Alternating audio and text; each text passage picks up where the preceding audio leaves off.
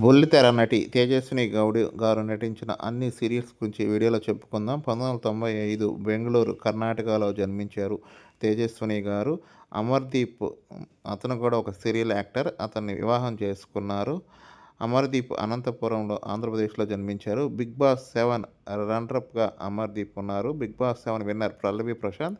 Big boss 8కి Tejaswi గారిని పిలిచారు. But కొన్ని కారణాల వల్ల వెళ్ళలేకపోయారు. తెలుగులో 2016 Koilamma first serial debut serial.